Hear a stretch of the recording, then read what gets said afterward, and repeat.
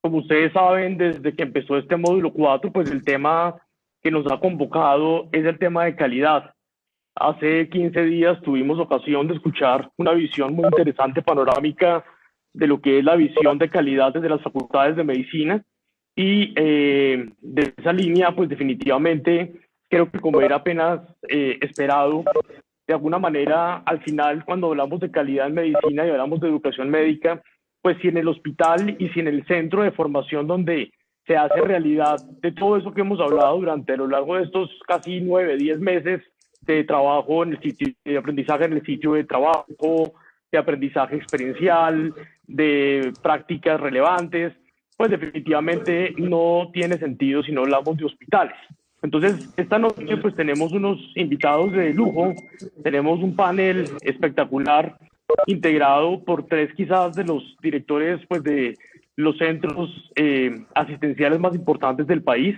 Como ya también recordábamos en las sesiones pasadas, los hospitales tienen dos modalidades: una de acreditación que hace el ICONTEC, en donde pues son pocos los llamados y escogidos, pero aún más pocos los hospitales universitarios, que desde ya hace unos años, con la organización que ha logrado establecer el Ministerio de Salud y el Ministerio de Educación, solamente otorga a esos hospitales que realmente tienen unos estándares de calidad superiores y que pues digamos que, diciendo de alguna manera, pues cada vez se hace mucho más pequeño el grupo, siendo obviamente deseable que la mayoría de hospitales, y particularmente los que están aquí hoy acompañándonos también un poquito para contextualizar, al doctor Castellanos, al doctor Fajardo, tenemos médicos y profesores, sobre todo de la clínica Bochairo, del Hospital de la Samaritana, de la Fundación Neumológica, de la clínica Palermo, de la clínica Universidad de La Sabana, que de alguna manera pues creo que van a escuchar con suma atención este conversatorio que nos va a otorgar un poco esa mirada directiva, experiencial y académica que ustedes tienen. Entonces pues tengo el honor de presentarles a los panelistas de esta noche. Tenemos al doctor Julio César Castellanos, que actualmente se desempeña como director general del Hospital San Ignacio. Él es médico de la Universidad Nacional de Colombia, especialista en gerencia universitaria, gerencia hospitalaria, perdón, de la Javeriana, especializa en salud ocupacional también de la misma universidad y tiene un máster en estudios de ciencias políticas de esta universidad. También pues, nos acompaña el doctor Roosevelt Fajardo, que es médico de la Universidad Nacional, cirujano de la Universidad Javeriana, tiene un MBA y estudios en alta dirección de la Universidad de los Andes, y pues se desempeña ya hace más de 10 años como director de la Unidad de Gestión e Investigación y de Educación de la Fundación Santa Fe de Bogotá.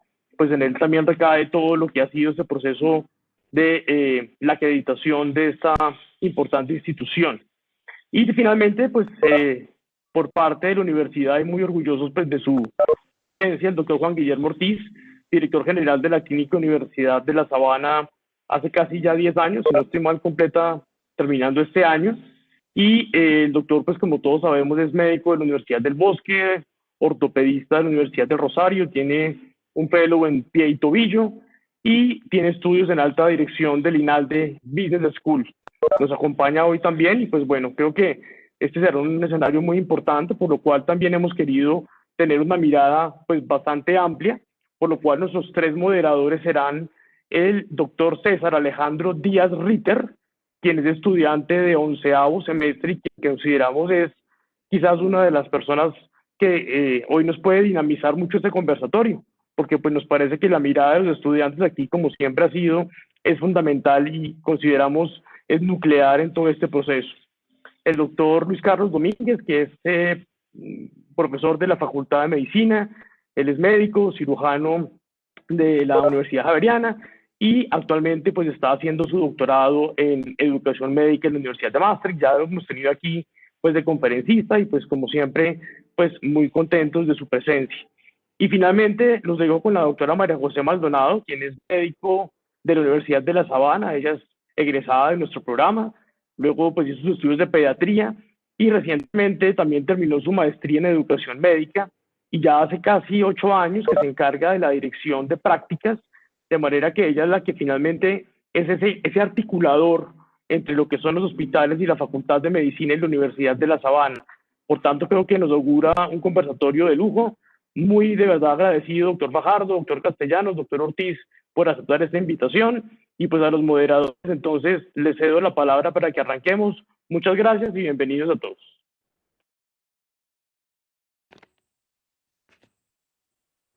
Bueno, muy buenas noches para todos, doctor Castellanos, doctor Fajardo, doctor Ortiz, es un gusto tenerlos acá. Voy a dirigir esta primera parte del conversatorio, a hacer algunas preguntas muy generales y a escuchar pues sus opiniones respecto a algunos temas que iríamos tratando. Lo primero es preguntarles un poco cómo ha sido el camino en cada una de sus experiencias institucionales para llegar a ser un hospital universitario. Les queremos pedir que nos cuenten un poco ese recorrido y cómo ha sido ese camino para llegar allí. Doctor Castellanos, por favor. Bueno, el Camino del Hospital es que fue fundado como universitario hace 76 años y como tal, pues ha tenido una serie de crisis, de procesos y dentro de esa construcción de lo que es el hospital, pues en los últimos años, estoy hablando de los últimos 14 años, se tomaron dos decisiones. Una, la de llegar a tener el reconocimiento de los ministerios de salud y educación como hospital universitario, para lo cual pues hay que tener el ICONTEC, la acreditación de ICONTEC, lo cual hace que la acreditación sea voluntaria para las demás organizaciones, pero para los hospitales universitarios definitivamente es obligatorio. Entonces, ese fue, digamos, el camino legal de estructurar el reconocimiento del hospital universitario de acuerdo con la ley. Aunque en esencia lo éramos, lo es por su composición, por su historia. Incluso somos el único hospital que queda en la mitad del campus, al menos en Colombia, de una universidad. Funciona en todo el centro, íntimamente relacionado. La sede de la Facultad de Medicina y de Enfermería están adentro. Y adicionalmente, pues la otra realidad es que la universidad está en la junta directiva del hospital y conjunto, como obra de la Compañía Jesús, con el provincial nombran en la junta, que a su vez pues rige todos los destinos del hospital. O sea, se es universitario por ADN institucional, por historia, por nacimiento, pero además, estratégicamente también tomamos una decisión de pertenecer lo mismo que la Universidad de La Sabana y la Clínica de la Universidad de La Sabana a la Asociación de Centros Académicos Internacionales y estábamos trabajando en este momento en nuestro reconocimiento como Centro Médico Internacional que por temas pandemia pues quedó postergada para dentro de algún tiempo. O sea, seguimos la preparación, seguimos la fase de documentación, pero es el siguiente paso que hemos tomado porque ya nuestra línea no es seguir Joint Commission y esta línea, sino dedicarnos a la línea académica pura, que es la nuestra, y entonces el siguiente paso es nuestro reconocimiento como Centro Académico Internacional, en el cual estamos trabajando muy cercano a MEDRI, que es la otra organización que ya la solicitó a la Asociación Internacional, y detrás de los que más van avanzados en América Latina, que es el Hospital de la Universidad de San Pablo. Ese era como el resumen de la vida y lo que tiene que ver el hospital universitario con este tema. Muchas gracias, doctor Castellanos. Doctor Ortiz, cuéntenos un poco cómo ha sido la experiencia en la clínica de la Universidad de La Sabana al respecto, por favor. Pues a diferencia de la historia que va con la historia casi de Bogotá y de Colombia, de San Ignacio, que acaba de contar muy rápidamente Julio César, a nosotros nos tocó cambiar de un comodato que teníamos con Teletón, que era el primer ejercicio que hizo la universidad hacia el año 98, 97, 98, donde estableció un comodato para administrar parcialmente una fundación, que era lo que era Teletón, y pasar de ese comodato a convertirse por una decisión de la universidad en comprar los terrenos, en comprar los activos que estaban dentro de ese lote y pasar a ser un comodato de esa figura a convertirnos en hospital propio. Eso implica, y voy a decirlo como en términos de psiquiatría, que la universidad hiciera el insight que necesitaba definitivamente confirmando la creación de ese hospital universitario, ¿sí?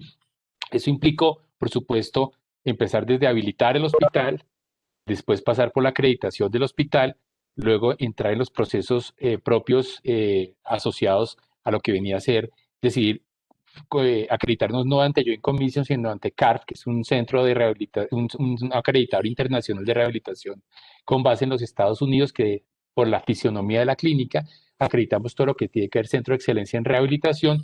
Después pasar a desarrollar, o digamos que paralelo a esto, en los recursos de estos 10 años, dedicarnos a crecer junto con las facultades de ciencias de la salud, lo que es educación e investigación, a través de un modelo del campus biomédico, que es lo que Julio César está compartiendo. Digamos que junto con la Universidad Javeriana, fuimos, digamos, pioneros en empezar en Colombia a hablar de los Academic Health Centers y entrar nosotros a participar de estos centros académicos y empezar a pensarnos de una manera distinta. Y ahí aparece el concepto de campus biomédico que permite vernos desde una visión de hospital universitario y también cambiar la visión del hospital universitario previamente que se venía manejando de Flexner y empezar a vernos con una visión distinta de hospital universitario. Esto ha sido como el resumen del camino que termina pues en el reconocimiento como hospital universitario en mayo de este año por parte de los Ministerios de Salud y Educación. Ese es el resumen de lo que ha sido el trasegar por la clínica de la Universidad de La Sabana como hospital misional. Doctor Ortiz, muchas gracias. La misma pregunta va al doctor Fajardo. Bueno, yo los saludo primero. Buenas noches para todos, a mis compañeros de panel, doctor Castellanos y doctor Ortiz. Un privilegio compartir con ustedes.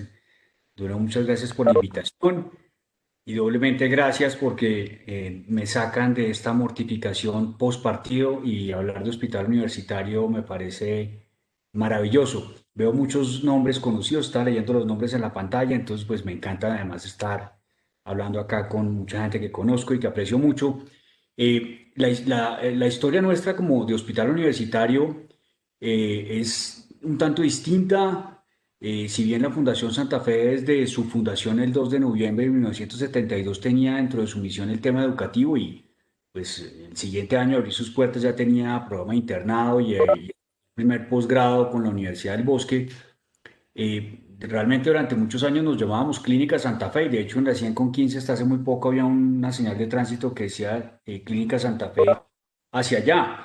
Eso fue una decisión institucional y nosotros le dimos una discusión muy profunda y larga al hecho de cambiarnos el nombre y lo que implicaba ser hospital universitario. La primera acreditación como hospital universitario recibimos una visita en su momento y eso fue alrededor del 2000 de Ascofame, eran quienes daban esa acreditación. Y eso lo hicimos para recibir a la Facultad de Medicina de la Universidad de Los Ángeles. Nosotros pues somos una institución que no tenemos universidad, pero sí tenemos una alianza, digamos, de muy alto nivel y muy profunda con la Universidad de los Andes. Nos aliamos, de hecho, para establecer una facultad de medicina, en su momento la Facultad de Medicina número 51 del país. Pero cuando salió esta normatividad para acreditarnos como hospital universitario, realmente fuimos de los primeros en hacerlo, fuimos los primeros junto, creo que fue con otro hospital de Medellín, si no estoy mal, que recibimos de manos del actual ministro de Salud, en su momento era viceministro de Salud, la acreditación como hospital universitario. Eran unas exigencias bastante altas, pero de alguna manera nosotros con el tema de acreditación que ya habíamos emprendido, con el camino de Joint Commission también que ya habíamos empezado a recorrer, era algo, digamos, ajeno a nosotros y nos sentíamos cómodos con el cumplimiento de estas exigencias. Creo que dos elementos también que facilitaron este proceso es que la Fundación Santa Fe tiene dos áreas específicas, que se llama ahora Educación y Gestión del Conocimiento, que es lo que yo dirijo, y otra área dedicada específicamente a investigación, que son dos, digamos, partes del proceso de acreditación que son importantes en este reconocimiento. De tal manera que fuimos de los primeros en lograr esta acreditación como hospital universitario. Pero no paramos ahí. Nosotros hicimos una referenciación internacional, hicimos varias de hecho, y pudimos ver que los mejores hospitales del mundo eran hospitales universitarios. Y si no lo habían sido, se habían convertido en hospitales universitarios, los hospitales ranqueados del mundo. En su momento, Johns Hopkins, con quien también tenemos una relación ya de varios años. En su momento llevaba cerca de 18 años ocupando el primer puesto como hospital en los Estados Unidos. Y en fin, digamos que el convencimiento era claro.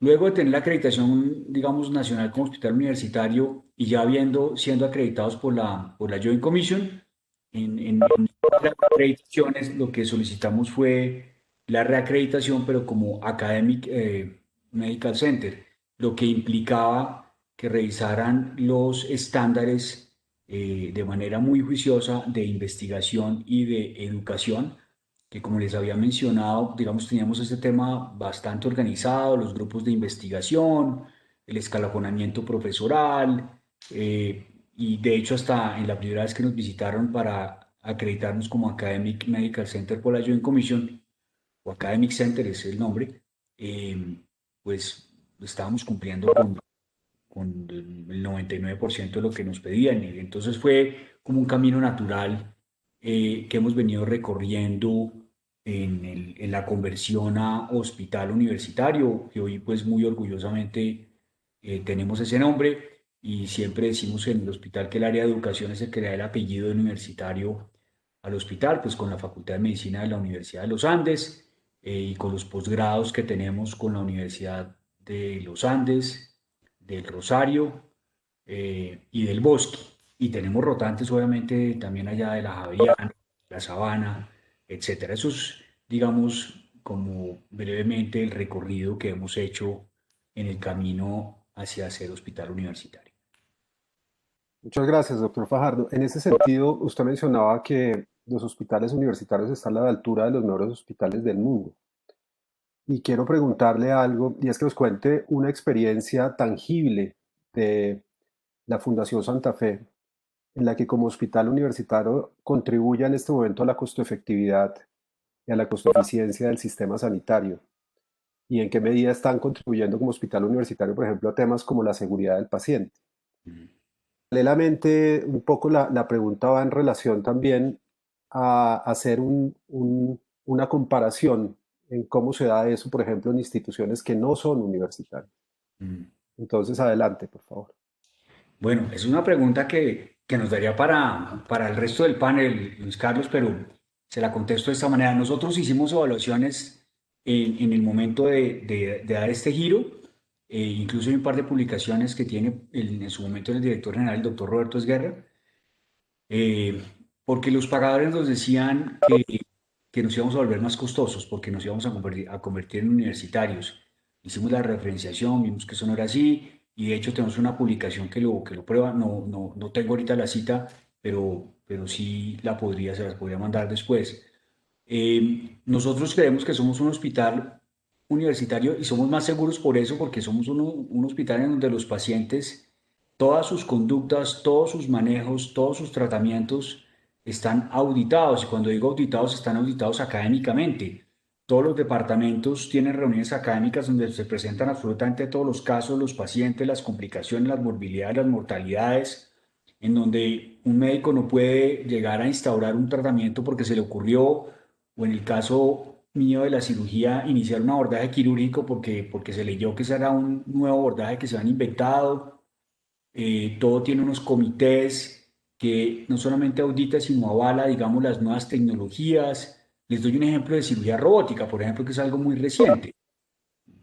Allá no pudimos empezar a hacer cirugía robótica porque sí de un día para otro. Se consiguió el robot y luego se estableció un comité de cirugía robótica en donde estaban representantes de los departamentos quirúrgicos y en donde se empezaron a avalar procedimiento por procedimiento previa presentación a ese comité de la evidencia disponible, de tal manera que estuviéramos seguros que el abordaje robótico ofrecía ventajas para el paciente y por lo menos la misma seguridad del abordaje anterior, digamos laparoscópico o abierto, dependiendo del procedimiento. De tal manera que todas las conductas son medidas, son presentadas, y eso, pues yo personalmente considero que un paciente que lo están viendo los ojos de estudiante, interno, residente menor, residente mayor, médico hospitalario y especialista, siendo el especialista el único y directo responsable de todas las decisiones que se tomen con el paciente, pues es un equipo multidisciplinario, son muchos más ojos que están puestos sobre el paciente y cualquiera de los miembros de este equipo puede llamar la atención sobre algo que esté sucediendo con el paciente para poder corregir lo que esté pasando. Y nuevamente, pues todas las conductas son revisadas, avaladas, se hacen juntas para las decisiones que se tomen, para los pacientes complicados, etcétera, etcétera. Yo creo que todo eso, toda esa maquinaria, si lo puedo llamar, hace que el hospital universitario sea muchísimo, muchísimo más seguro. En otra institución que no sea universitaria, pues el médico que lleva ya a su paciente hospitalizado a operar, pues va, lo ve una vez y ya, digamos, he tenido esa experiencia en otras instituciones con familiares y por eso me atrevo a hacer la comparación. Eh, por ahora pararía ahí la respuesta, Luis Carlos.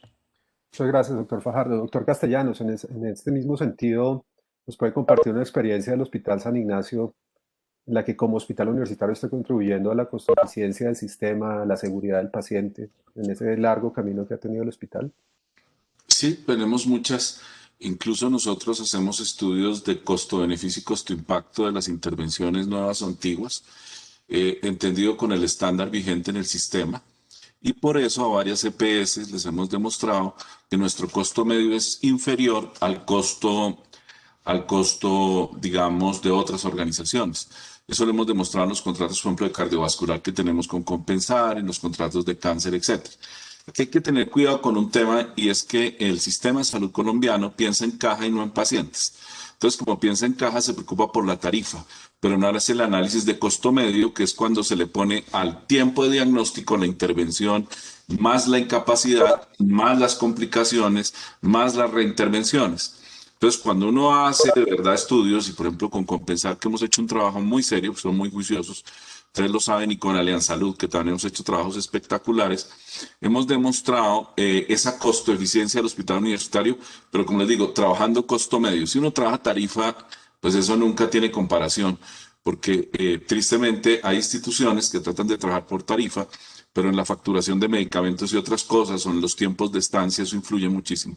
Entonces, eso es un tema difícil, complejo por la realidad colombiana, pero se puede demostrar. Con la salud hicimos una vez un programa con Colmédica, que era medicina prepagada de psicogeriatría, y el efecto fue tal que nos coparon toda la capacidad del centro, también con los pacientes del POS, porque la costo-eficiencia era espectacular.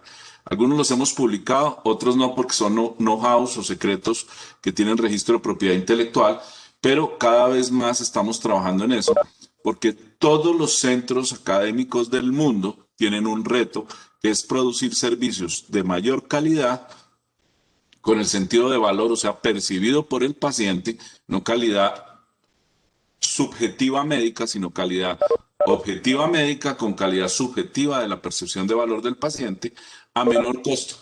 Entonces, eso es un reto que todos tenemos y es un trabajo permanente. En Colombia tenemos un problema, es que culturalmente el hospital universitario viene de lo que se llama el hospital de caridad, el hospital, digamos, ni público, porque era privado, muchos de los universitarios eran privados también, pero tienen una connotación peyorativa de mala calidad, de incluso a nuestros médicos residentes todavía hay personas y pacientes que les dicen practicantes. Entonces, es un tema más cultural que de otro lado. En Europa y en Estados Unidos a nadie se le va a ocurrir a una cosa grave a una clínica. Incluso nos pasa una cosa muy simpática. Ustedes son femeninos, les queda más fácil porque son clínica. Pero menos cuando un paciente nos quiere mucho y sale satisfecho, dice la clínica San Ignacio. Mejor dicho, la cultura le impide reconocer la condición de hospital universitario. Sé que la fundación cuando arrancó, y me lo contaba Roberto Esguerra, fue todo un drama, porque cómo me van a volver hospitalaria la clínica de la fundación, pero que la gente en Colombia por cultura no entiende eso. Y esa cultura pues también permea a los pagadores, o como se les quiera llamar, a los administradores del régimen de beneficios, que tienen la mitología de que el hospital universitario es caro.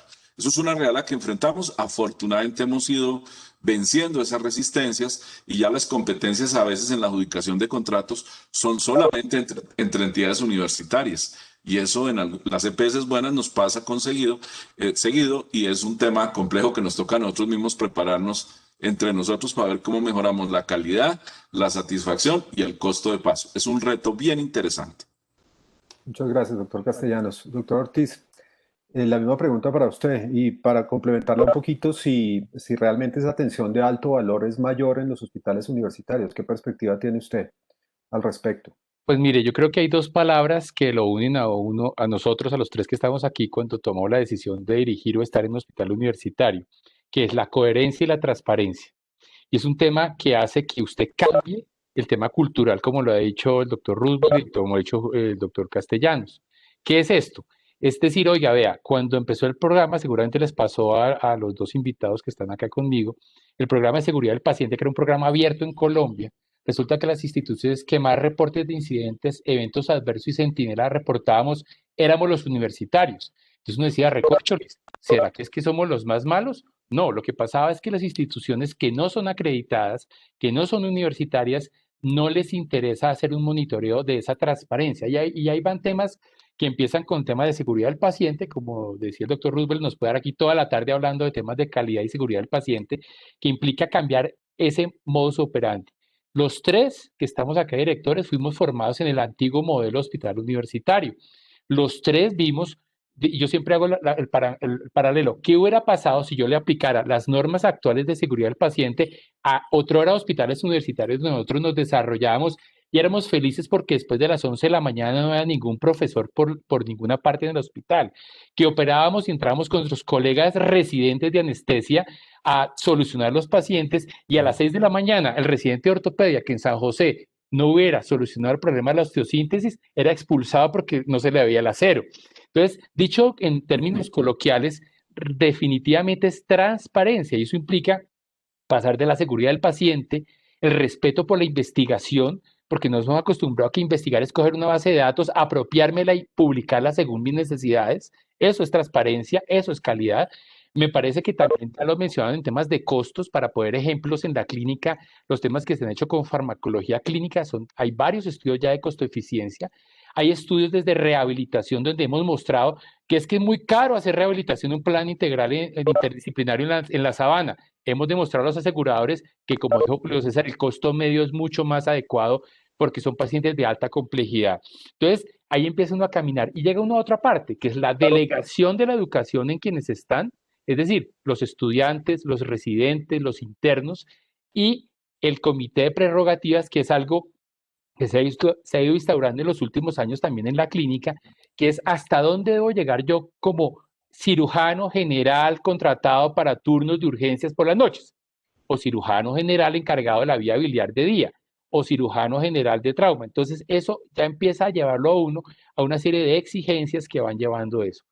Creo que ya lo han dicho muy bien todos, el tema de los residentes. Si los residentes tienen algún problema y tienen que ausentarse de la clínica, se van de vacaciones, la clínica seguirá funcionando también sin los residentes y deberá hacerlo porque tiene que garantizar la atención de los pacientes. O sea, en otro tiempo, nosotros residentes éramos parte de las plantas fantasmas que tenían los diferentes servicios y no habían 3 ortopedistas, decían que eran 15 ortopedistas porque otros 2 eran residentes rotando en esos hospitales. Entonces, todos estos cambios, delegación, acompañamiento, prerrogativas, seguridad del paciente, y voy a decir una última, humanización. Cuando uno es un hospital universitario, no puede creer que no hay humanización, y eso implica eso que acaba de decir el doctor Castellanos, que es el concepto del trato digno de la persona dentro de un proceso de atención. No podemos instrumentalizar la educación en los hospitales universitarios.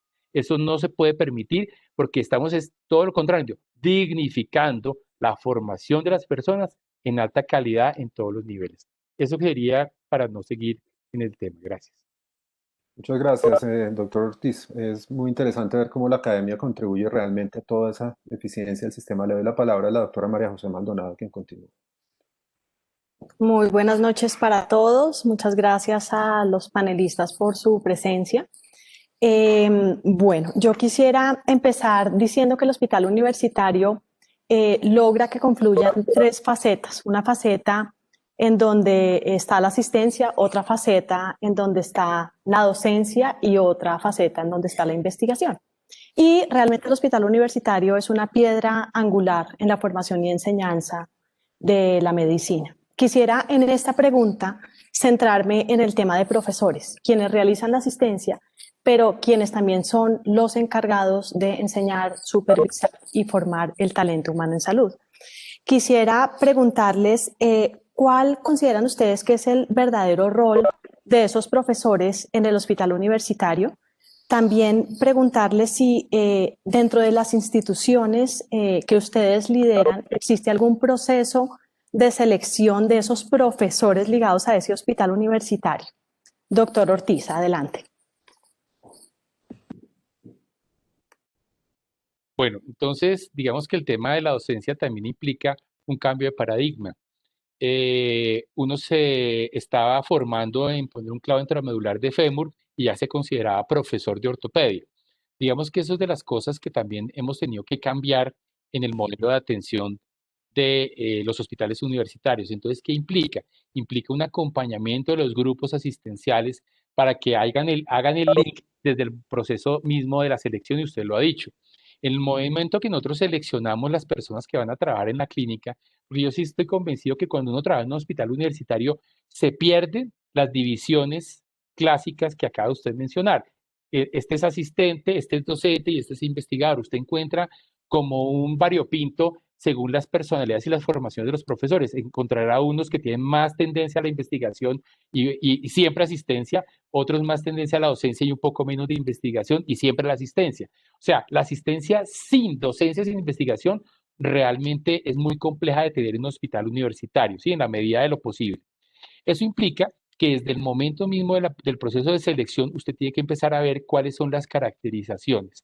Hoy en día en Colombia no es como en Europa, como en los Estados Unidos, que usted ya tiene unos board asociados a los temas de educación en hospitales universitarios muy claros o más claros.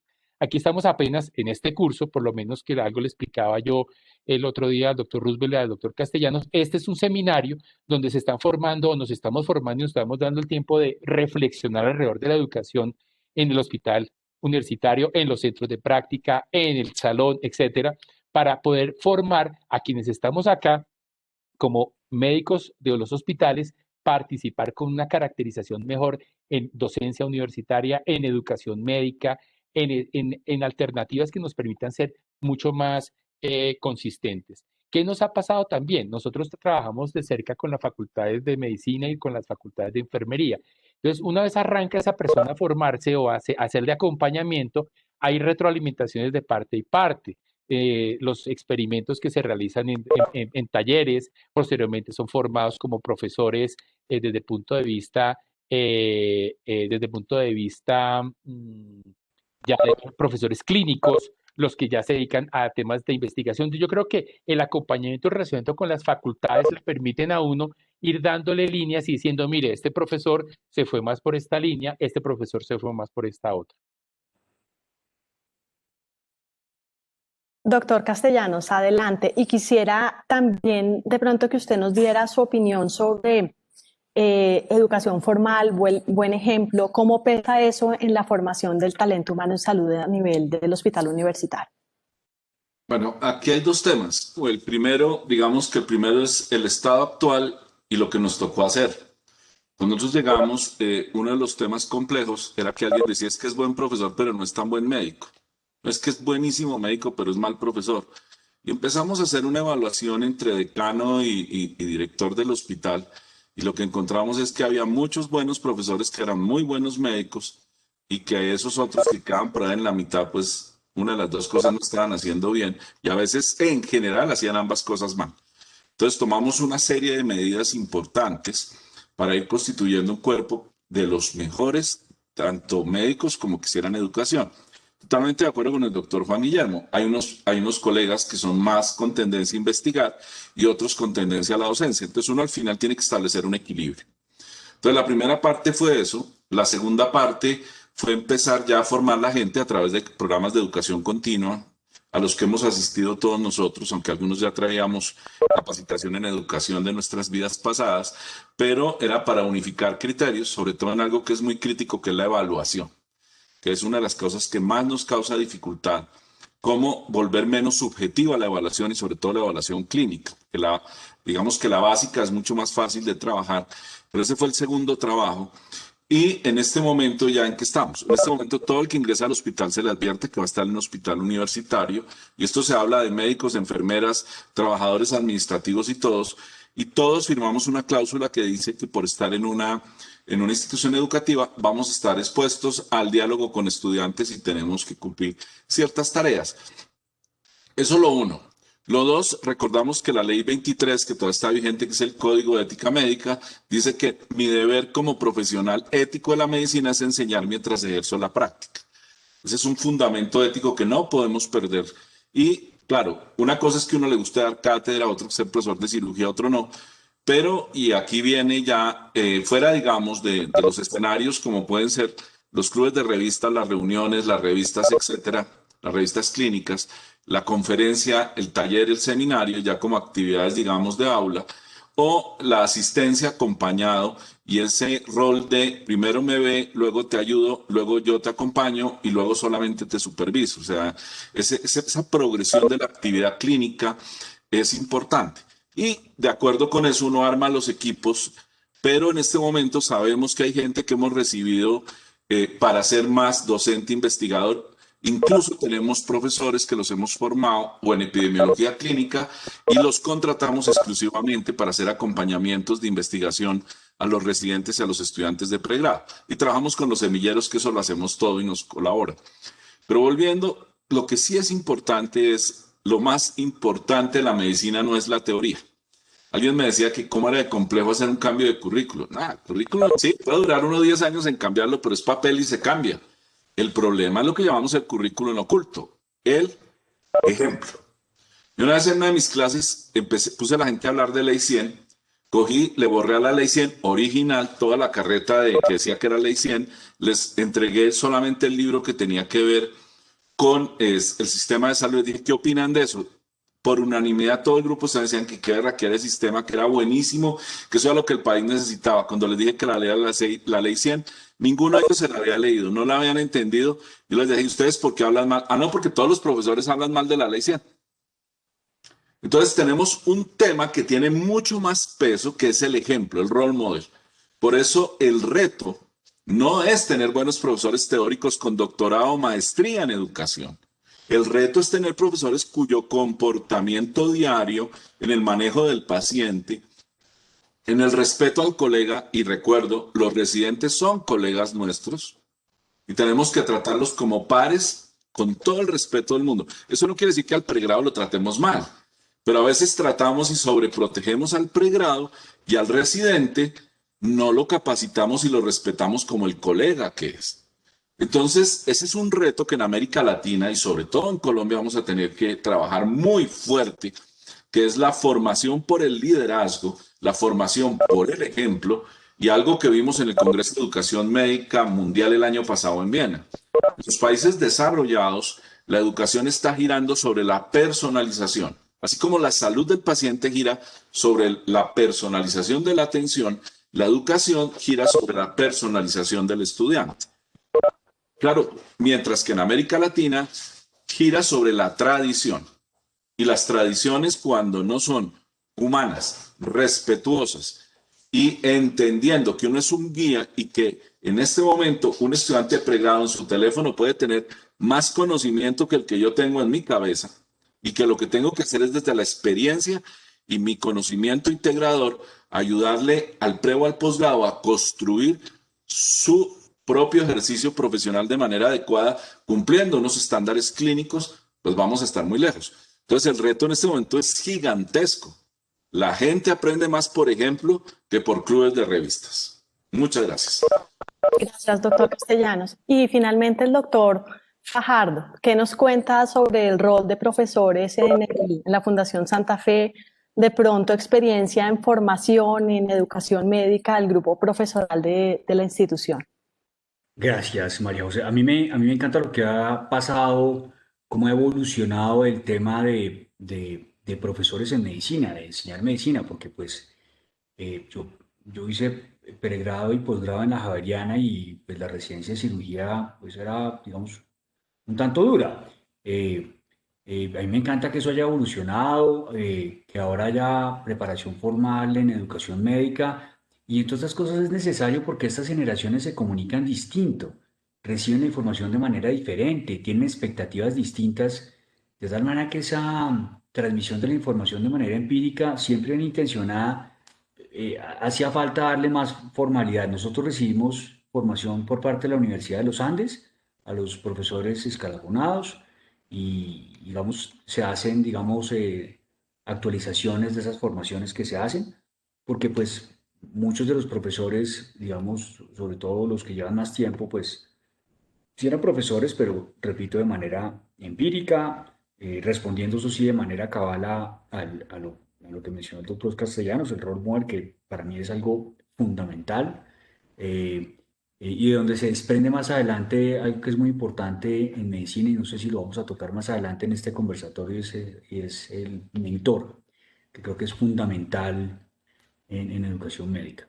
Eh, las generaciones actuales reciben la información de manera completamente distinta, tienen unas expectativas diferentes, y ahora que la pandemia nos obligó de alguna manera a pasar mucho a la virtualidad y a la simulación, pues también nos obligó a los profesores a capacitarnos en esas formas distintas de evaluar los estudiantes, si estaban logrando las competencias o no, si estaban logrando los objetivos o no.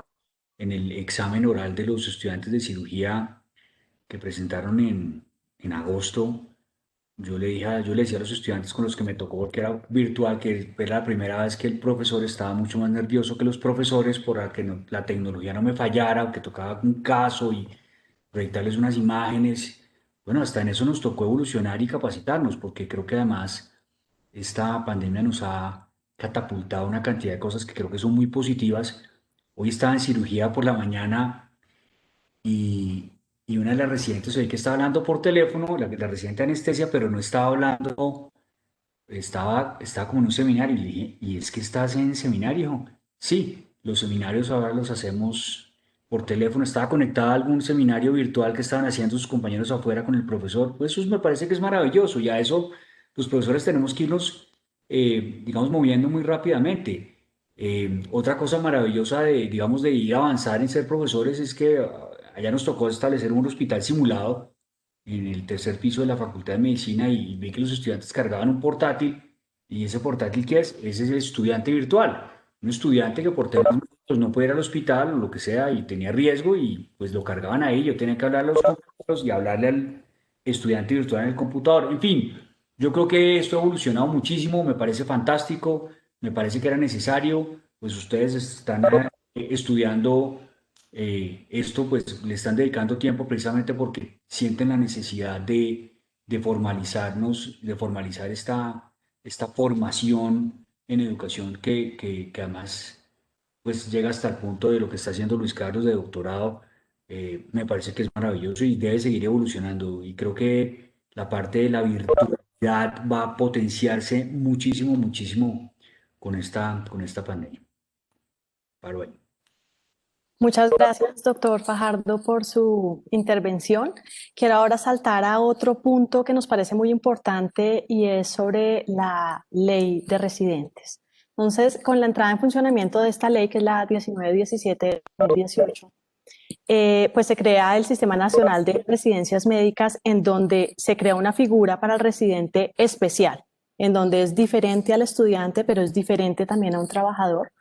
Y realmente se da un papel importante de la participación del residente en el sistema de salud. Quisiera preguntarles, y quisiera darle la palabra para empezar al doctor Castellanos, si consideran que existe un cambio real en el rol del residente y cómo lo han percibido ustedes en sus hospitales universitarios. Para nosotros no ha habido cambio, porque incluso a los residentes ya les damos una bonificación antes por cuenta del hospital. Reconocíamos la importancia. El cambio fue menor que esperando con lo que nosotros esperábamos. Esperábamos un modelo de contratación real. Está bien lo de los 3 salarios, pero con salario, con algunas prestaciones más, y por ejemplo el aporte a pensión, que eso quedó por fuera y a mí me preocupa muchísimo. Los residentes, como ya veníamos con la norma del tiempo máximo y todo, a nosotros lo único que nos cambió es que ya no le damos el apoyo económico a los residentes que reciben el dinero de la ADRE, sino se lo damos a los fellows y a los que quedaron por fuera, a los de segunda especialidad o algo así, porque consideramos que eso es un apoyo.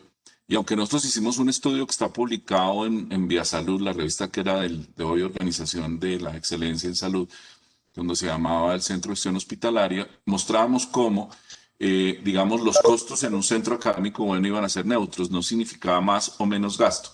Por eso nuestra Junta ordenó hace muchos años que ese centro se mantuviera en todo tiempo en cero. O sea, al contrario, que nosotros como excedentes del hospital universitario del tema de asistencia invirtiéramos en investigación y en educación. Así es como le hacemos seguimiento a algunos estudiantes desde pregrado, posgrado, los ayudamos a financiar. Bueno, este año creo que ya no podremos, y por lo menos en 2 años financiaciones de estudios de posgrado, incluso en educación médica dentro y fuera del país. Y ya tenemos profesores casi de segunda generación con su especialidad formados por fuera, que fueron vistos por nosotros desde que eran estudiantes de pregrado. Hacemos un seguimiento. Entonces, todo eso, digamos, eso le da puntos al residente cuando entras, claro, si pasa el examen. Y al final, eso nos ayudó muchísimo más en lo que hoy tenemos, porque ya en 14 años ya tenemos generaciones que eran de pregrado siendo profesores, algo interesante, porque hay gente muy buena, la gente nueva para enseñar. Pero definitivamente la ley de residentes se quedó cortica y tiene un rollo, y es que quedan en una serie de indefiniciones. Por ejemplo, ahorita cuando nos tocó cargar los datos, es un montón porque nosotros tenemos que entregar la información a la universidad tiene que cargarla, y luego la ADRES dice que faltó. Y entonces vuelve y juega y haga las revisiones. O sea, lo hicimos de una manera muy compleja. Somos el país del mundo donde yo he estudiado todos los residencias. No sé si alguno de ustedes sepa que hay uno más complicado, pero somos muy complicados y yo considero que la remuneración de cierta manera no es adecuada. También, ¿qué pasa? Que en la medida que se van limitando el número efectivo de horas de práctica, que eso es todo un cuestionamiento cuando uno compara un programa europeo con un programa norteamericano, cuántas horas de ejercicio profesional efectivo está expuesta la persona y cuántas competencias adquiere en el tiempo. Yo sé que va a haber especialidades que si las queremos sacar con la misma calidad vamos a tener que aumentar el tiempo, y eso es una discusión que estamos dando ahorita en nuestros escenarios académicos. O sea, bienvenida a la ley de residentes porque por fin reconoció algo. Como muchas cosas en Colombia se nos quedó a medio camino. Y el diseño estructural de lo que es la información y todo nos quedó muy enredado. La sola cargada y firmada de los contratos a los que nos ha tocado ese oficio, o sea, la sola firma, o sea, firmar toda esa mano de contratos en un proceso responsable de mirar que lo que uno está firmando corresponde, no es fácil. Y eso, pues ya depende de los que somos directores representantes legales o que los que han nombrado representantes para la firma del convenio, de los decanos, y todo el proceso real.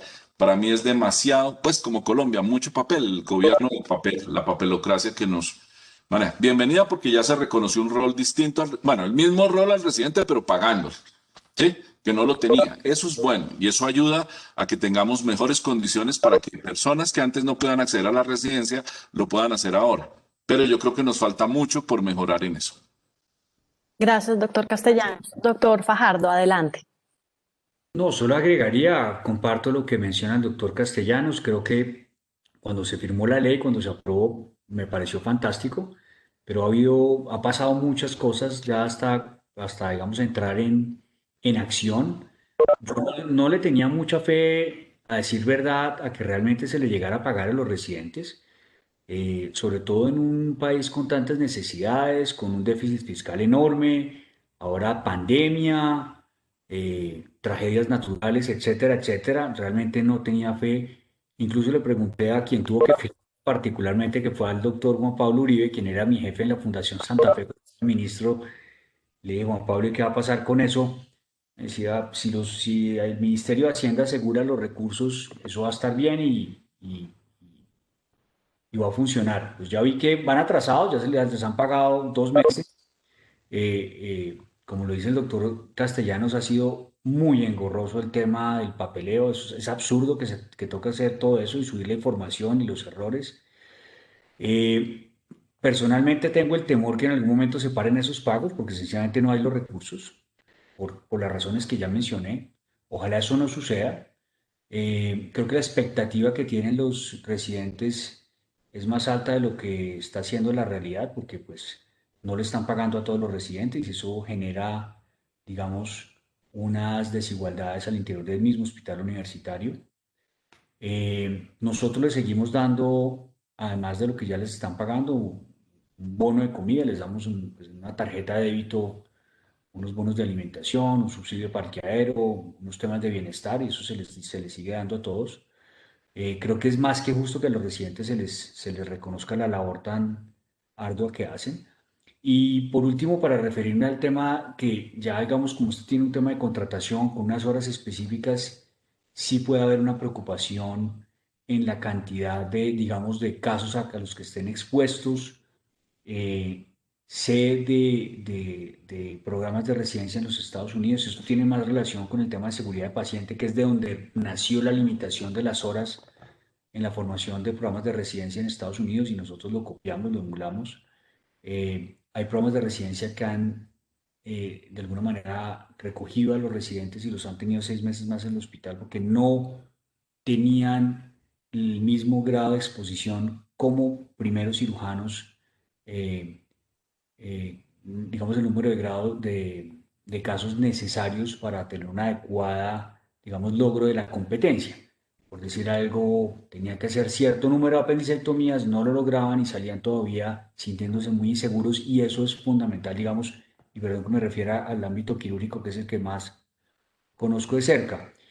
Entonces sí puede tener una limitante eso. Y por último, no quisiera que esto se volviera un tema gremial y que entonces más adelante los hospitales nos viéramos abocados a huelgas de los residentes porque los recursos cosa que no manejamos los hospitales universitarios donde los tenemos, donde los formamos a los residentes, no fluyan. Eso me preocuparía que pasáramos a ese tipo de situaciones, que incluso entiendo que la Asociación Nacional de Internos y Residentes, la ANIR, le puso una tutela a todas las facultades de medicina del país y al Ministerio de Salud por algo relacionado con los pagos. Eso sucedió hace algunas semanas, seguramente todos ustedes se enteraron de eso. Pues no quisiera que se empezara a recorrer ese camino que no me parece que sea muy constructivo y se pierde, digamos, ese papel académico que pues, es un papel asistencial que tienen los residentes, pero es preponderantemente académico. Entonces, que se nos desviara esto a lo puramente lineal, huelgas, me parecería preocupante. Gracias. Gracias, doctor Fajardo. Doctor Ortiz, adelante. Pues no mucho que aportar, que creo que ya han dicho prácticamente todo. Sin embargo, digamos, lo único que creo que faltaría, digamos, aclarar es lo siguiente. El hecho de generar una relación tripartita entre el residente, el hospital y la universidad hace que ese relacionamiento mejore la preponderancia de lo que es el rol del residente en los hospitales. O sea, lo menciono porque normalmente siempre era una ayuda. Yo alcancé a tener en una época cuando fui residente una cosa que le daban a uno que era una especie de subsidio del ICETEX que uno firmaba como un préstamo beca, una cosa así se llamaba, y pues eso era como una dádiva que le llegaba a uno vía ICETEX si lograra mostrar el promedio de no sé cuánto era en esa época. El hecho de que ya usted esté con el residente enfrente, al lado del director del hospital y al lado de la universidad, hace que se horizontalice la relación. Eso permite dignificar y todo lo que ya mencionaron. ¿Qué me preocupa de la ley de residentes? Maravilloso que les paguen, maravilloso que los tengan en cuenta, pero me preocupa que por tanto movimiento, digamos, de tantas leyes del tute que le han puesto a esta normatividad, es como si a los residentes los metieran en un limbo. Entonces, el residente no puede, el residente no debe, el residente debe, el residente podría, el residente no estaría, y entonces llega un momento en que estamos poniendo en riesgo su razón de ser como médico en formación de una especialidad médico-quirúrgica, las horas que están haciendo frente a eso que ya hemos llamado ahorita exposición a los pacientes, que ya lo mencionaron doctor Fajardo y doctor Castellanos, y que me parece que es donde las facultades con los hospitales tienen que sincerarse y decir, mire, definitivamente la residencia de ginecología pasa de 3 años a 4 años, la ortopedia a 5, etcétera, porque creo que eso, o a 4 y medio, no lo sé, porque me parece que si no podemos quedarnos en el ámbito de que tiene derecho a dormir, a descansar, a que le paguen, a que no esté, a que sí esté, y al final estamos generando un riesgo frente al tema ya directamente de la praxis de la medicina en una especialización médico-quirúrgica, aunque tenga niveles de maestría, aunque tenga unos contenidos asociados a humanidades, aunque tenga otro tema de elementos como la investigación. El residente que se va a formar en cirugía general tiene que saber unas competencias mínimas necesarias para el médico que requiere un país como Colombia y más si va a presentarse en otra instancia. Creo que lo demás estoy de acuerdo con lo que acaba de mencionar y me parece que es una ley que hay que aportar y hay que cuidar porque es la dignificación de los residentes, que en mi opinión son los que dan el nivel de reputación a un hospital universitario. La formación de muchos residentes y de residentes de alta calidad son los que dan el nivel reputacional a las especialidades médico-quirúrgicas en un hospital universitario. Muchas gracias, doctor Ortiz. Voy a darle la palabra al doctor César Alejandro Díaz, representante de estudiantes. Adelante. Muchas gracias, doctora María José. Para mí es un placer poder estar compartiendo este espacio con ustedes. Me gustaría comenzar con la siguiente pregunta y es para ustedes, ¿quién consideran que está a cargo de la formación de los estudiantes y residentes? Si esta debería ser una responsabilidad compartida entre la universidad y el hospital universitario. Y en relación a esto, ¿qué opinan del modelo de otros países donde los hospitales tienen sus propios programas y certifican a los médicos especialistas egresados de estos mismos? Muchas gracias. Les doy la palabra al doctor Fajardo. Gracias. Muchas gracias, César, porque quería arrancar con este tema que lo he presentado en algunos foros. Yo, a ver, yo creo que la formación de los residentes, voy a referir a los residentes inicialmente, es principalmente de responsabilidad del hospital universitario. Yo sí veo que el papel de la universidad es bastante tangencial en lo que a los programas de residencia se refiere.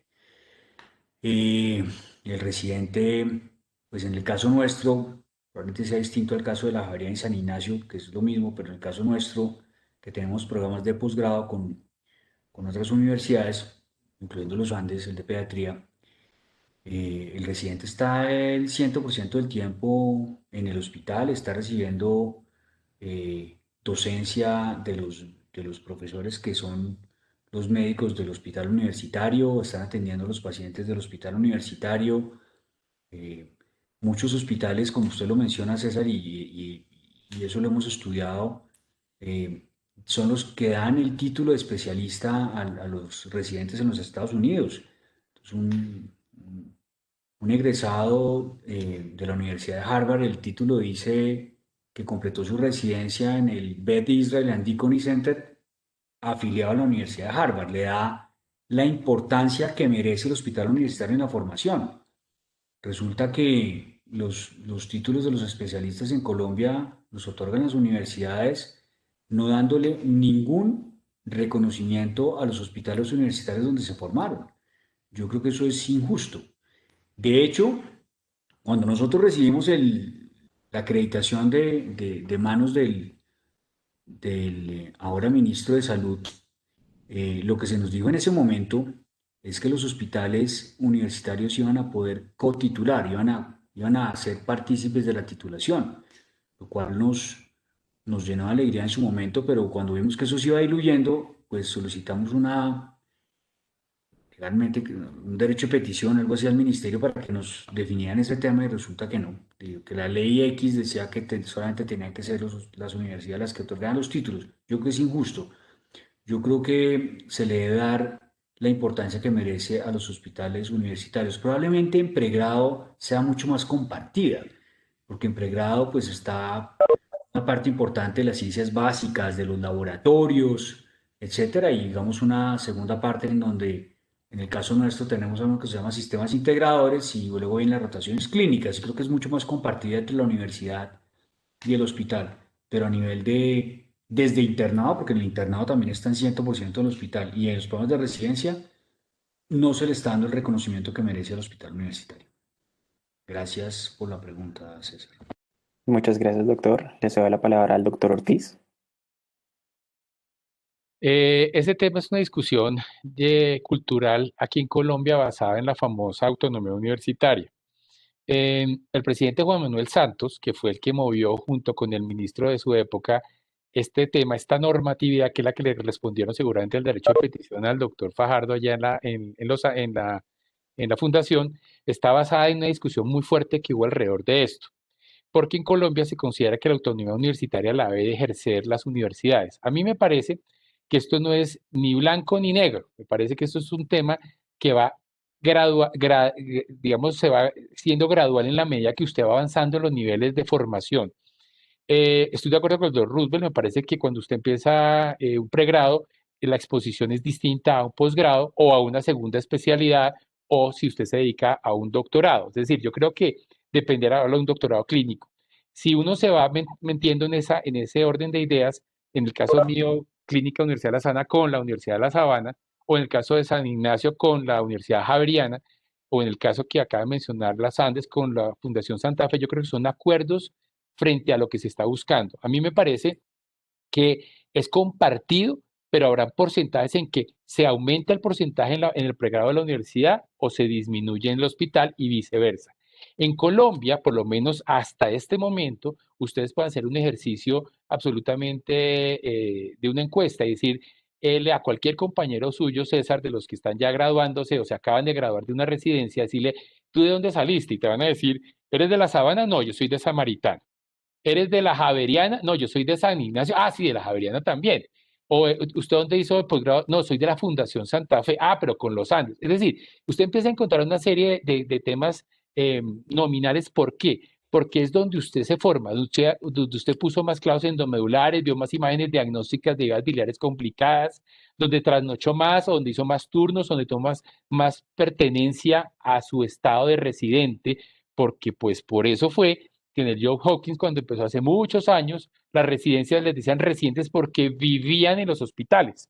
Y creo que ese es un poco entender que es un porcentaje que tiene una movilidad dependiendo de eso. Sí, o sea, yo creo que es un tema que, dada Colombia, me parece que hay una relación entre los dos elementos. No puede uno decir ni es solo de la universidad y menos decir que es solo del hospital. Me parece que ese relacionamiento ayuda de manera importante a generarlo. Bueno, y muchas veces, pues las facultades no van a ser capaces, voy a inventar, de tener una unidad, una facultad de medicina que sepa electrodiagnóstico del ventrículo izquierdo en pacientes con problemas del nódulo aberrante, ¿sí? Porque eso ya es un tema muy específico, muy de alta tecnología asociado a los hospitales universitarios. Muchas gracias, doctor Ortiz.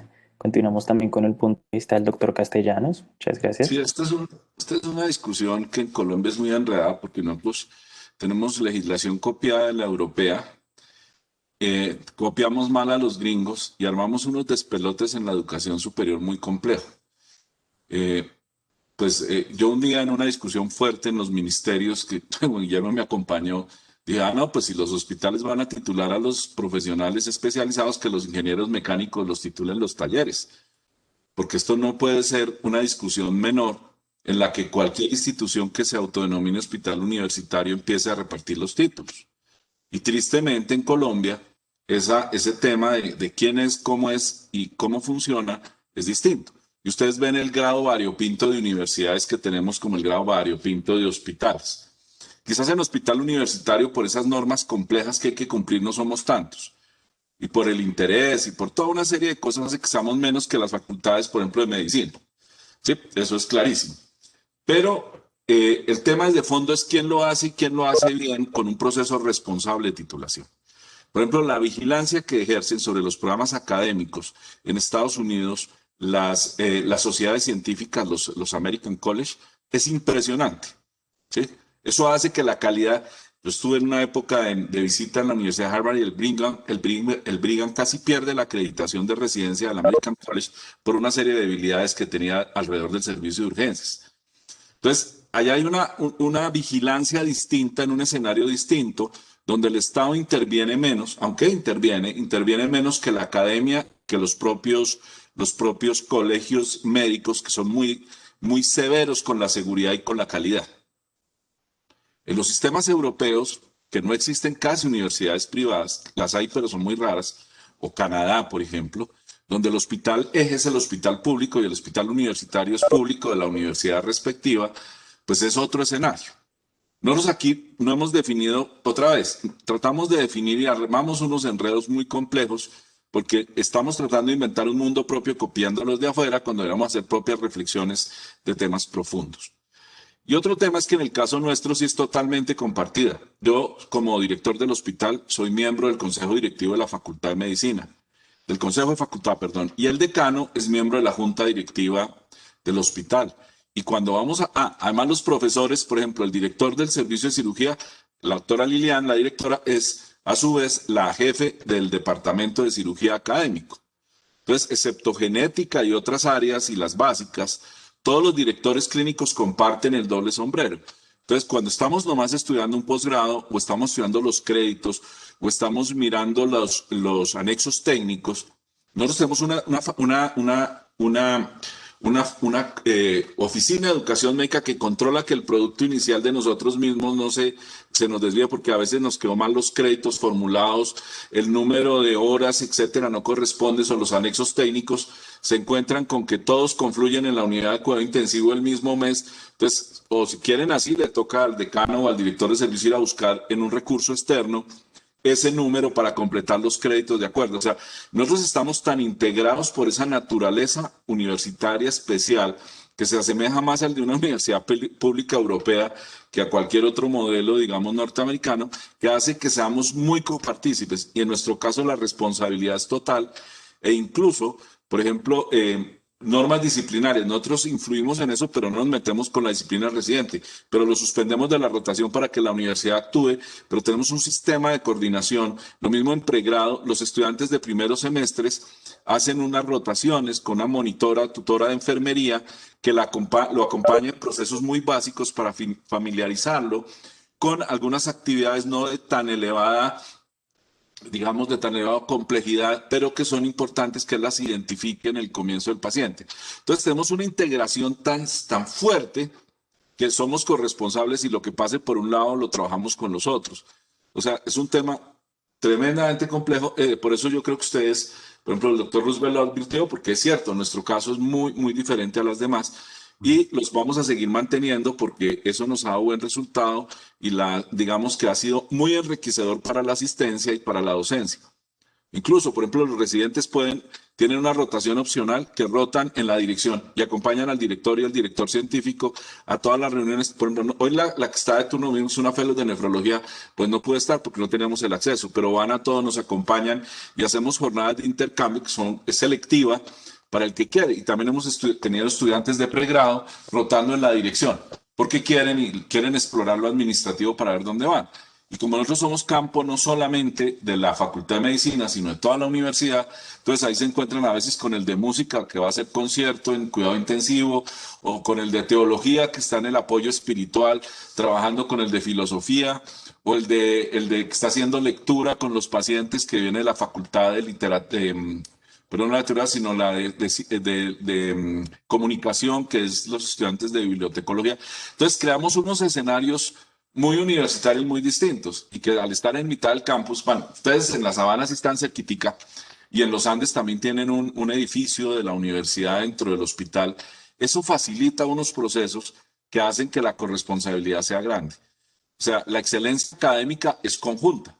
Y cuando uno, si no toma corresponsabilidad, pues a mí me parece gravísimo, porque no estaremos formando no un médico, y ahí sí mejor paro porque eso va para otro seminario, y es cuáles son las características clínico-académicas investigativas que debe tener un médico. En Europa, por ejemplo, dividen y después de cierto momento el que quiere ser de educación se va por educación, el de investigación por investigación y el asistencial por asistencial.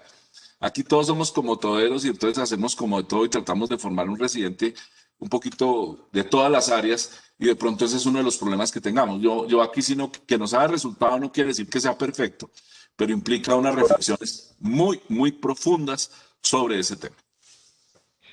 Yo solo quisiera agregar, si me permiten, que ya que tocaron el tema del relacionamiento entre hospital universitario y universidad, y para enriquecer la discusión, no lo tengo acá, pero se los mando con mucho gusto para que lo repartan entre todos los asistentes al panel. Seguramente ustedes conocen ese artículo que es clásico, en donde define, son 12 parámetros que miden para determinar el tipo de relacionamiento que hay entre la universidad y el hospital universitario.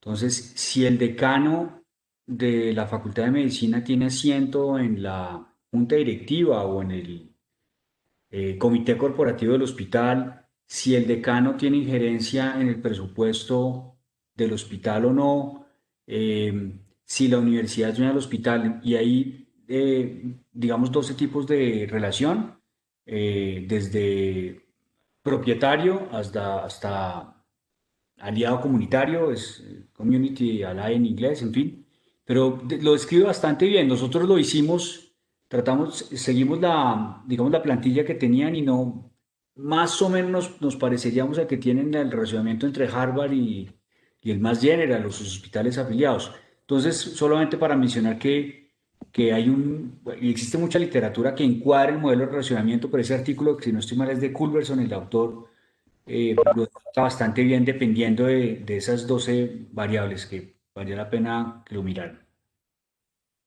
Perfecto, doctores. Muchísimas gracias. Ahora cambiando un poco de tema y teniendo en cuenta el contexto actual de la pandemia, me gustaría preguntarles si consideran que la situación actual ha permitido encontrar aquellos resultados previstos de aprendizaje que pueden alcanzarse en escenarios simulados y también preguntarles un poco sobre su experiencia y la opinión respecto al reinicio de prácticas, en especial del pregrado durante la pandemia. Le cedo la palabra al doctor Ortiz. Bueno, yo creo que lo dijo el doctor Roosevelt hace un rato en una de sus intervenciones. Todos tuvimos que aprender de esto de la pandemia, es decir, pasar de tener el hospital normal a cerrarlo en 24 horas, a desaparecer a todo el mundo, a sacar a los colaboradores y por supuesto el pregrado también.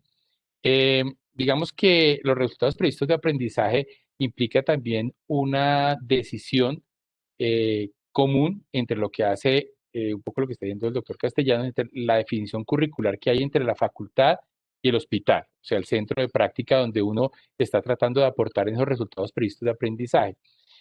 Lo que nosotros hemos visto, o por lo menos el poco tiempo que llevamos en este proceso de la pandemia, digo poco tiempo porque todavía nos falta más, nos hemos dado cuenta que primero que todo no puedo hacer lo mismo que hacía antes del 15 de marzo.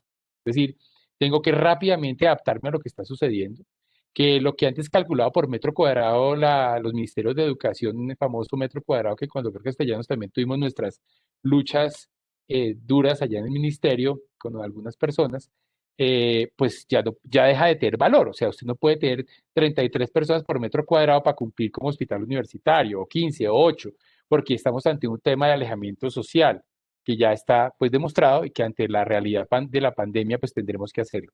Pero entrando en esa visión de la sindemia, que es lo que estamos viviendo ahorita, pues tenemos que seguir viendo a los pacientes renales crónicos, a los hipertensos, ¿sí? No solo al COVID, sino a un montón de pacientes. Entonces la pregunta es, ¿cómo integrar la simulación con la interacción en el hospital? Lo decía también el doctor Roosevelt, los temas de los seminarios virtuales, los temas de la simulación, los temas de las cámaras en las salas de cirugía. O sea, antes hablar uno de telemedicina o de teleeducación era una cosa complicadísima, impensable, de pronto un poquito compleja, porque como este es el país de las leyes, entonces habilitar telemedicina tocaba más o menos tener un satélite geoestacionario para poder uno tener el que mandaba y el que recibía las imágenes, y de pronto nos dimos cuenta que era más fácil de lo que creíamos frente a eso.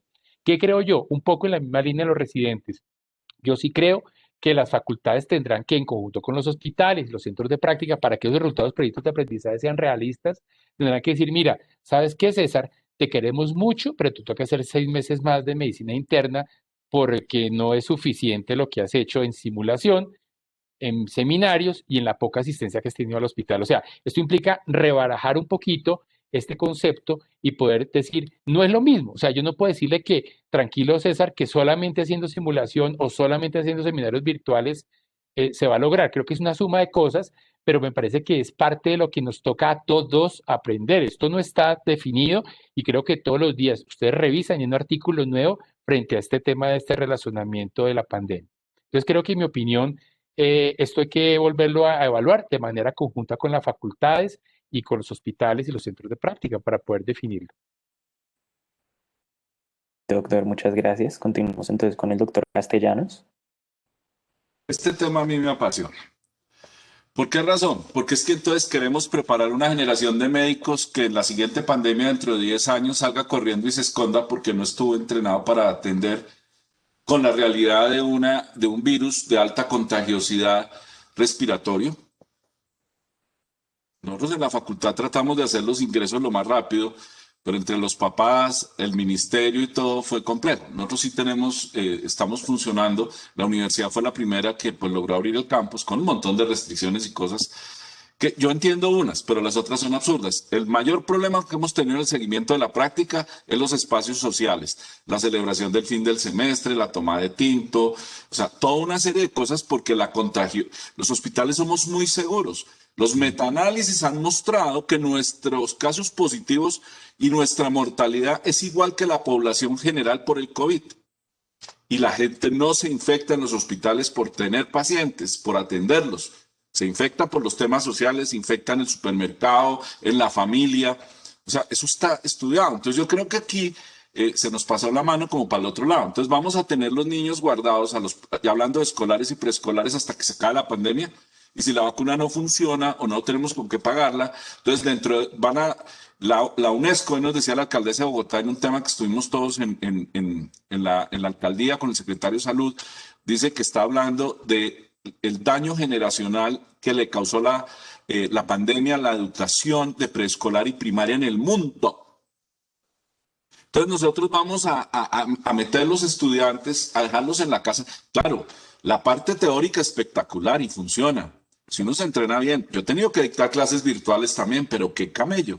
Por ejemplo, yo me pregunto cuántos de los nombres que vemos ahí de verdad están poniendo cuidado o simplemente dejaron prendido el computador y se fueron.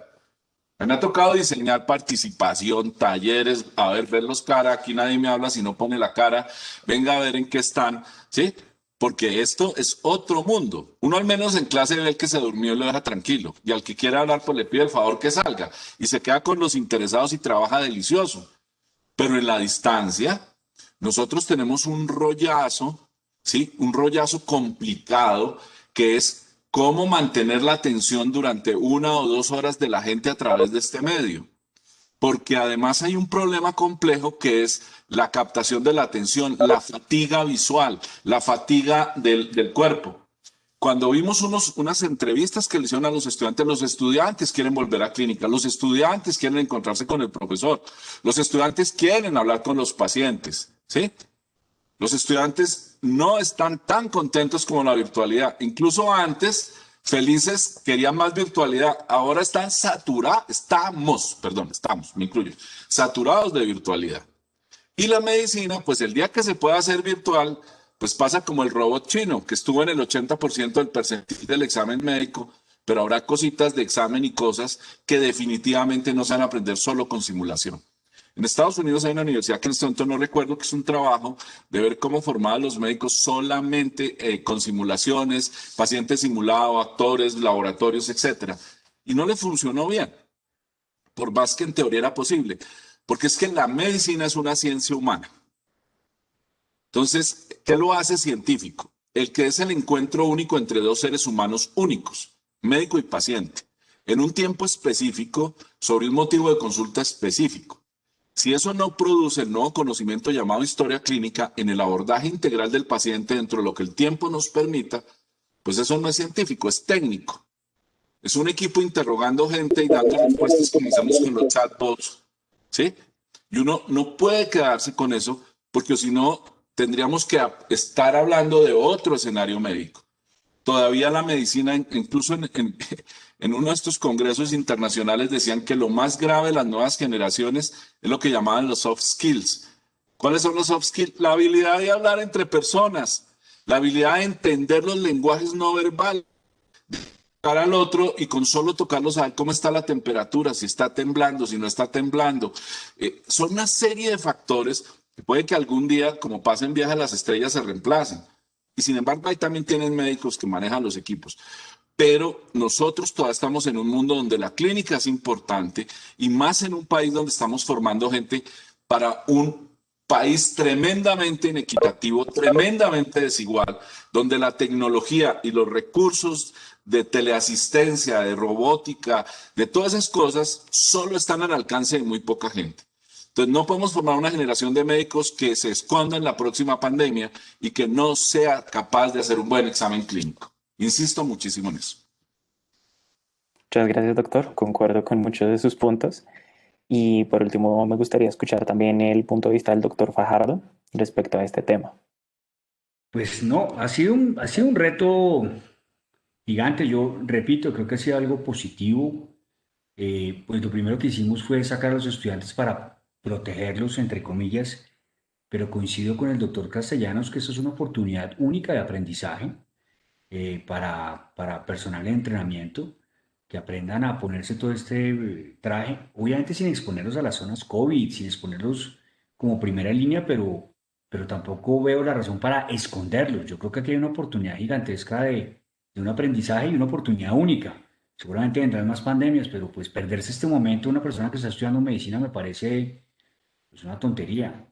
Este es el año en donde vimos que los aeropuertos los cerraron, los centros comerciales, los estadios, las únicas instituciones que permanecieron abiertas y que permanecen abiertas han sido los hospitales y los hospitales llenos de personal de salud dispuestos a atender a la gente que está enfermándose en esta pandemia.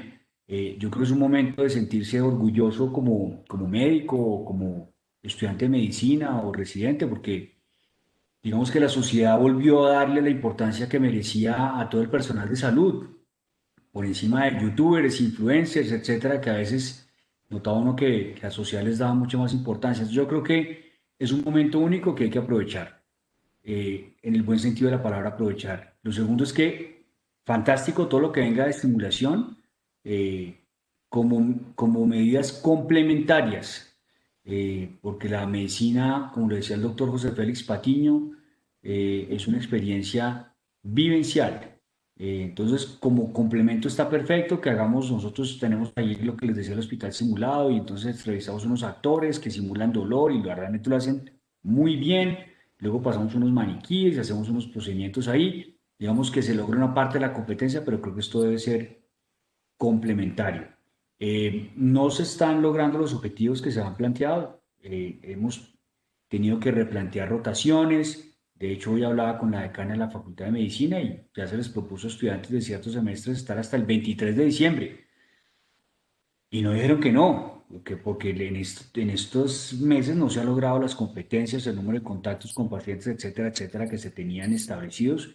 Y creo que aquí tenemos una responsabilidad enorme en que pues esta generación pues sí logre lo que se tenía establecido como objetivos de su formación académica. Y ahí le contestaron varios, doctor Castellanos, que están muy pendientes. Listo, doctor Fajardo, muchas gracias. Continuando entonces, le cedo la palabra a la doctora José Maldonado. Muchas gracias, César, y muchas gracias a los panelistas. Quisiéramos hacerles una última pregunta para que por favor nos ayuden a responderla de la forma más corta posible. Es muy interesante las diferentes formas de relacionamiento que vemos con ustedes entre la universidad y el hospital. ¿Sí? Quisiéramos preguntarles puntualmente bajo qué aspectos se puede aumentar el trabajo entre el hospital y la universidad. Preguntarles si ustedes consideran que es algo exclusivo de las facultades de salud y si pueden contarnos alguna experiencia tangible que tengan de este aspecto. Voy a darle inicialmente la palabra al doctor Fajardo. Adelante.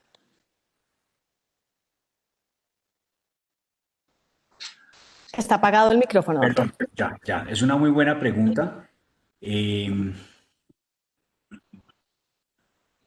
Yo creo que son muchos los aspectos en los cuales puede trabajar una universidad de una manera mucho más amplia con una hospital universitario, independientemente del tipo de relacionamiento que tengan. El doctor Castellanos lo mencionó, entonces tiene allá el estudiante de música de la Javeriana que va a dar un concierto a los pacientes que están en cuidado intensivo, como lo hacemos nosotros allá también en nuestra unidad de cuidado intensivo. Entonces yo creo que se puede trabajar en investigación, se puede trabajar en educación continuada, se puede trabajar en el desarrollo de patentes, en innovación, se puede trabajar en ingeniería biomédica, de hecho nosotros lo hacemos. Son múltiples los frentes en los cuales se puede fortalecer el relacionamiento entre la universidad y el hospital universitario y además que sea digamos, de provecho para las dos partes.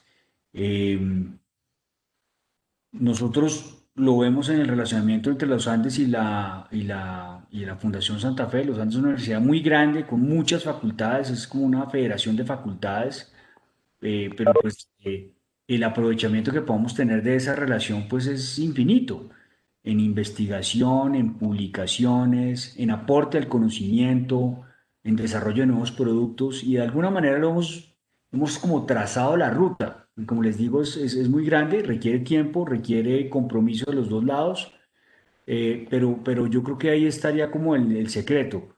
Eh, no hay límites, yo creo que no hay límites.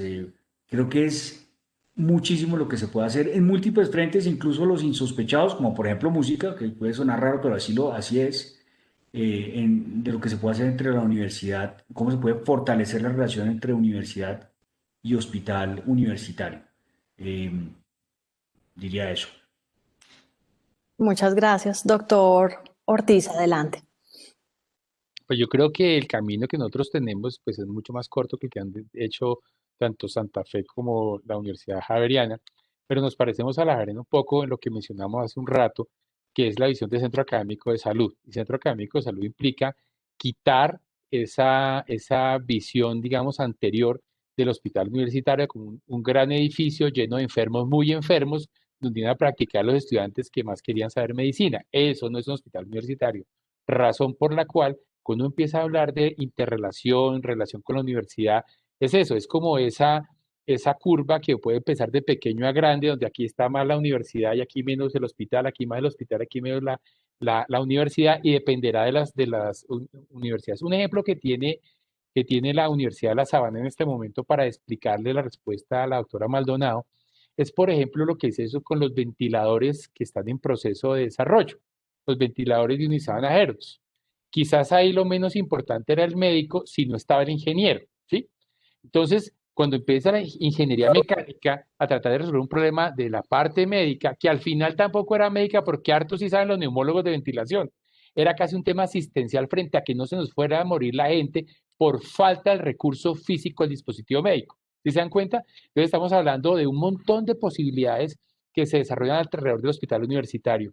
Nosotros, digamos, por lo clásico, hemos arrancado con el campus biomédico, donde está medicina, psicología y enfermería y rehabilitación, pero claramente ya nosotros hemos empezado a caminar, como seguramente ya lo ha hecho la Javeriana y la Santa Fe, en temas, por ejemplo, ¿quién hace estudios de cadenas de logística en el hospital?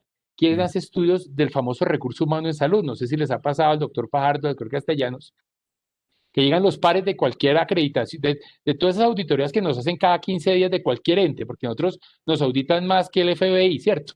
Entonces nos dicen, déjeme ver cuál es su cálculo de recursos humanos en salud. Entonces yo le digo, pero usted no es el ente de control, dígame cuál es. No, es que yo no lo tengo. Entonces, esos análisis, esos estudios somos nosotros los llamados a sacarlos. ¿Cuál es el recurso humano en salud que requerimos en enfermería, en cuidado intensivo, en unidades renales, en médicos en emergencias, en médicos familiares? Los temas de cadenas de logística, farmacología, costo, efectividad de las intervenciones, temas de seguridad del paciente. Es decir, tenemos una cadena grandísima desde el punto de vista donde puede participar administración, donde participa ingeniería, donde participa cualquiera de las facultades o unidades académicas que tienen que ver con eso. Por ejemplo, ahora estamos un poco más cerca del INALDE.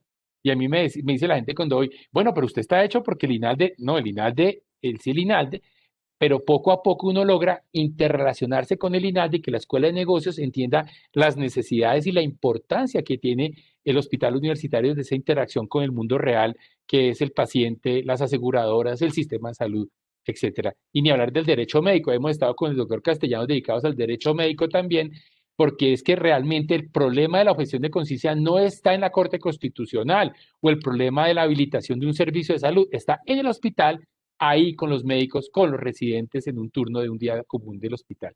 Eso me parece a mí que es la forma en que nosotros nos debemos relacionar y me parece que pues, aporta un poco más de lo que hemos hablado en toda la noche. Gracias, doctor Ortiz. Doctor Castellanos, adelante. Lo primero, recuerden lo que dijo el doctor Roosevelt Fajardo de ese estudio en formas de relacionamiento.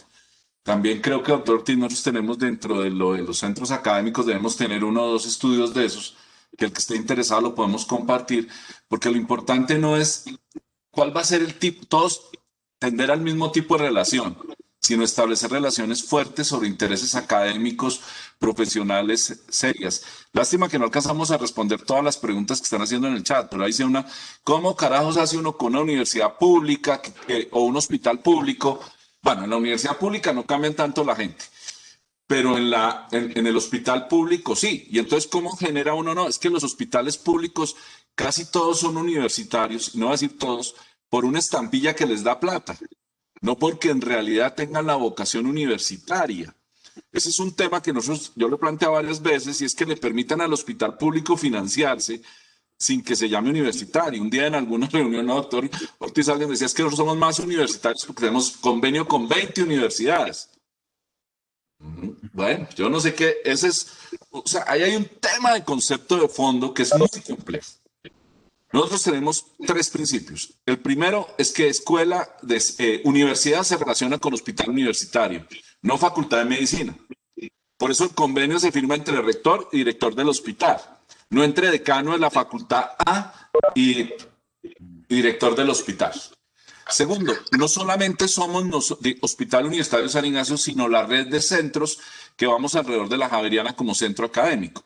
El mayor reto que tenemos todos nosotros es lograr el reconocimiento de Javesalud como hospital universitario, porque sería el primer hospital universitario de primer y segundo nivel ambulatorio.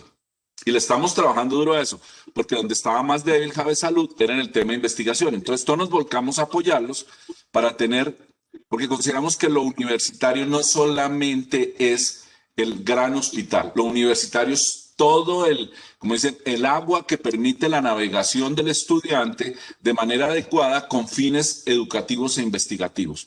Entonces nuestro reto ahora es cómo Javesalud es hospital universitario.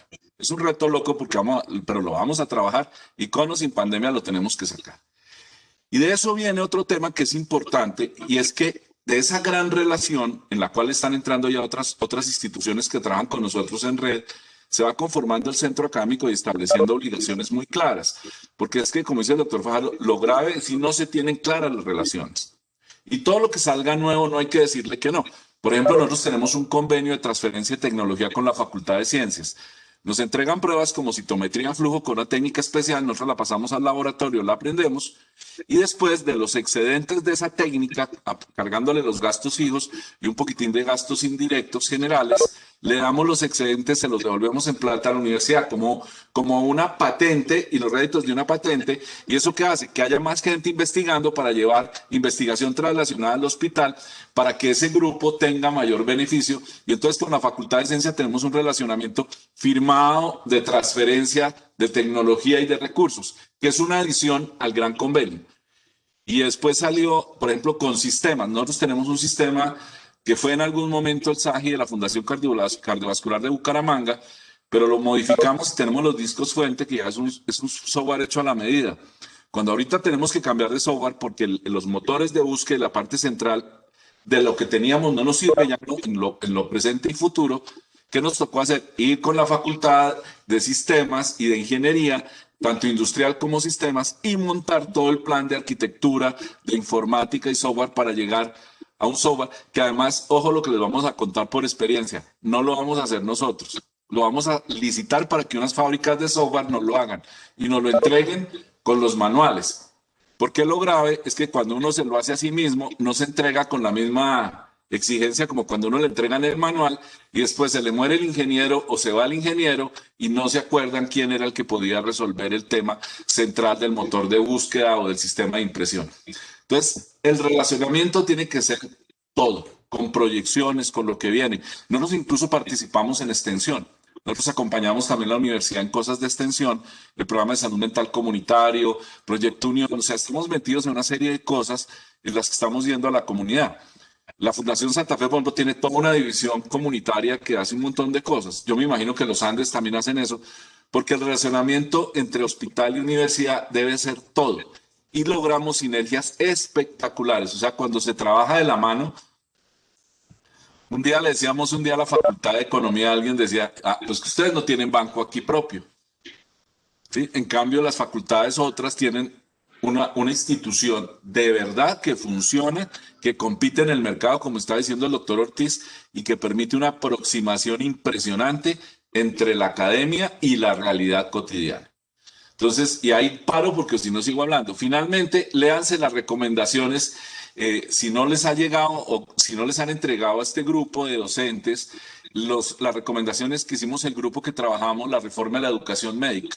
Ahí hacemos como una conclusión por consenso, fue un documento complejo, participamos muchas personas, pero ahí van a encontrar ustedes como los lineamientos de relacionamiento y lo que consideramos que incluso le decimos al gobierno nacional, pues cree el centro médico académico para diferenciarlo del actual hospital universitario. Y planteamos unas sugerencias que van en el sentido de desarrollar de manera concreta un poquito lo que les estoy diciendo, más el resultado de esas discusiones que fueron hace ya 3 años y fueron muy buenas.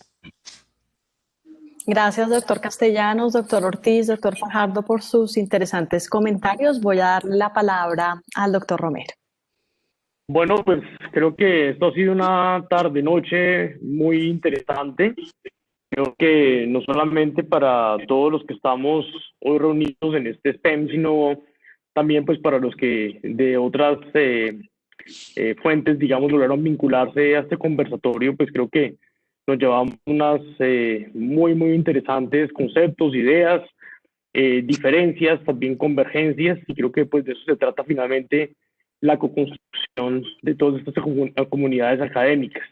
Creo que casi que a manera de conclusión y un poco parafraseando las últimas palabras del doctor Castellanos, creo que en resumen la gran conclusión es que aquí se trata de lograr esa sinergia entre facultades de medicina y hospitales, no como dos unidades independientes, sino de verdad como con una propensión de una integración en donde realmente los procesos de un lado y del otro no se suman, sino que se vuelven uno solo en pro de muchas cosas, de la educación y de la formación del talento humano, como es en el caso del sentido de la razón de ser y naturaleza de las universidades, la transformación de la sociedad a través de esas personas, pero como también seguramente pues aquí se vuelve horizontal con los hospitales, pues todo un tema de atención y social accountability que pues creo que se traduce de manera perfecta en ese también muy interesante ejemplo que ponía el doctor Castellanos. No tenemos banco los economistas, pero sí tenemos hospital los médicos. Entonces yo creo que las universidades como esas realmente fusiones de facultades y hospitales, creo que tenemos esa gran potestad, posibilidad y nos volvemos definitivamente motores fundamentales para el cambio social. Entonces, pues en aras también de pues, respetar el tiempo de los panelistas y por supuesto de los asistentes, pues creo que han habido preguntas de todo índole, hemos tratado de abordar pues cada uno de los elementos que compone esta tan compleja relación de hospitales y facultades. Seguramente, como lo decía el doctor Fajardo, podríamos quedarnos aquí muchas más horas y seguramente que de una vez casi que los invito para que armemos un simposio y que tengamos varias horas para conversar de todos estos temas y podamos como poderlos ampliar y llevar ojalá a eso que en algún momento también, como lo mencionaba algunos de los panelistas, se puede traducir en recomendaciones para otras instituciones que están en el camino de acreditación y que sabemos que también ustedes como hospitales universitarios, los ministerios han encargado también de acompañar a esos hospitales que están con esa idea, con esa prospección. Aquí hay varios representantes de esos hospitales que sabemos que están muy comprometidos y que precisamente parte de cursar este SPEM es arrancar ese camino y fortalecer ese camino de ese hospital universitario. Entonces, pues no me resta sino, pues, doctor Fajardo, un agradecimiento muy especial para usted, un saludo muy especial pues para todos en la Fundación DAFE, al doctor Gallardo, y allá en la facultad a la doctora Natalia. Doctor Castellanos, pues a usted un agradecimiento muy especial, a todo su equipo de educación médica allá en San Ignacio, y al doctor colega, el doctor Carlos, pues también un abrazo y con él con frecuencia si nos conversamos. Y pues doctor Ortiz, usted es de la casa y pues siempre también contarles también a todos que bajo esta figura de campus médico justamente también hemos querido seguir construyendo este proceso de fusión hospitales universitarios facultades. Entonces, pues con esto cerraríamos. Un agradecimiento, un agradecimiento muy especial a los moderadores, muy importante la participación de César, que nuevamente la destaco. Los estudiantes de la Facultad de Medicina de La Sabana son muy importantes. La reforma curricular estuvo buena parte mediada también por ellos y su participación también ha sido permanente en este Faculty Development, porque al final es sobre ellos que debemos centrar pues todos nuestros procesos de aprendizaje y mejora. Entonces, pues con esto cerraríamos la sesión de hoy. Muchas gracias a todos y bueno, doctor Erwin, le cedo la palabra ya para el cierre técnico de la misma. Un abrazo muy grande, muchas gracias a todos, doctor Castellanos, doctor Fajardo.